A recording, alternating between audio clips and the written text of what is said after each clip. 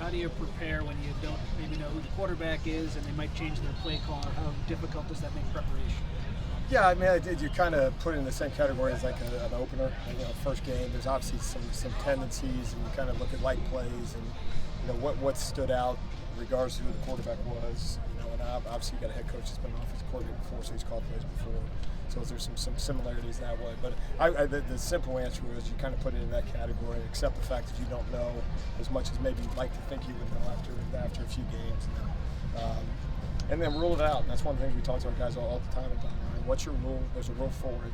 Whoever's the quarterback, who's ever playing the guard spot, who's ever the X receiver, whatever it is, there's a rule for it. So we just got to make sure we obviously hit the play button to that rule when those moments come.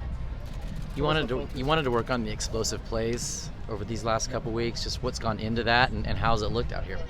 Yeah, I think it's one of those things that there's no one thing that eliminates. I mean, you can line everybody on the goal line and say that or 20 yards deep and say we kept it in front of us. But that's not going to be a very competitive defense. The biggest thing is getting down to the why. And so we broke it down by position. We broke it down by player. We broke it down by call. Is there a consistent aspect of things? And those are obviously things we handle in house. And then making sure in those moments as you're watching it on the practice field is making sure that is there a player, as we say, is there a player designed to be in that position to make that play? Is he capable of making that play? And is he making an informed coach decision that led to him maybe not being there? And if not, then we got to analyze, and this kind of goes back to that expectation piece that we talked about. Is an expectation there, a mental error, or is it just something that we don't have a check of where we need it? And so all those things kind of go into it. There's not one blanket answer, but no, it's been a good. I will say this: it's been a good X number of days since the last time we played. And I think it's a pretty confident group on a Tuesday, which is good. What did the bye week do for maybe some of the lingering injuries inside linebacker? Yeah, I mean, obviously really good. I mean, you never know when those things are going to come. Obviously, the injuries or the bye week and how it's going to time up. I think a kid like a Mason Cobb, would obviously highlight. And then obviously there's nagging things through 2 weeks. I've been fortunate that a lot of guys haven't necessarily played a full 4 quarters, which you never promised that. So probably fairly healthy after 3 weeks. But as you mentioned, there's certain position groups, specifically a linebacker. So no, I thought we advantaged it, and then didn't have any new issues, which is a good thing. Do you anticipate having Mason? I do, yeah. When you were talking to Solomon through the transfer portal, what kind of stood out to you about his personality? Certainly he has a unique situation because he's married, he has kids, he has different types of priorities than maybe some transfers. Yeah, I think, and that kind of highlights it. I think every transfer is extremely unique. They all have different stories as to where they come from, what their motivations are. He was, at Wyoming. I coached at Wyoming previously, so we had some Laramie conversations in that. So we hit it right off in our love for Laramie. But just a unique guy who has been all business since he's been here, No, but you talk about a guy with a family. You talk about having children and stuff like that. Decisions he makes, impact a whole lot more than a lot of guys coming in out of high school at 18 years old and that. So, a mature voice, a mature guy. It's been a pleasure to have, and he's reaping some of the benefits of playing so much football over the course of his career.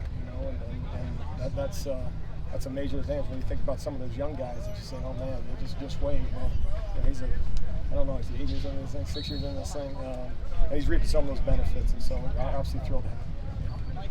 I think we've got you guys at like 55 different defensive line combinations through 3 games. Are you happy with that number? Is that like a sign of strength, or is it something you're trying to trim down maybe as the season goes on? Yeah, you hope so. I mean, guys got to earn those reps, and that's the number one. Is no one is just gifted, a rep on the practice field, let alone on the game field. But certainly, as you look through anything defensively, and maybe some have other philosophies, but I think by and large we would be like most, where that's the position that's got to rotate.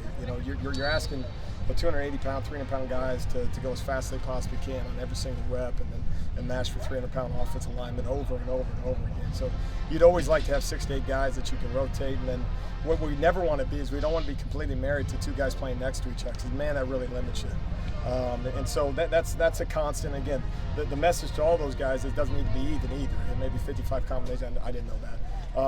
but it may be that way. But that doesn't mean each guy's getting the same amount of work. So in the end, we're just looking for production and disruption in that. And obviously the weeks you get it has a major impact. And so if it happens with multiple guys by committee, that's probably a good thing, honestly.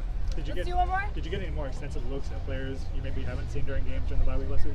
Yeah, we certainly did. I mean, some young guys and one of the messages of some of the young guys is, it's so hard to quantify it for maybe a freshman or a transfer or some of those things in terms of the impact of how quickly fall camp goes, because it seems like you say it's a month long, and obviously by days it is, but man, it goes quick.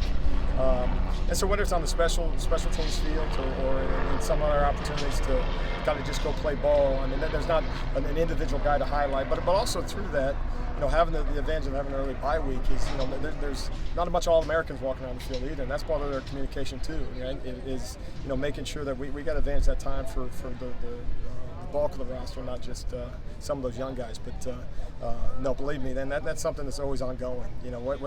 This is 9 scheduled games in front of us starting this weekend, and so a lot still out there for everybody on the roster, even if their roles haven't been extensive yet.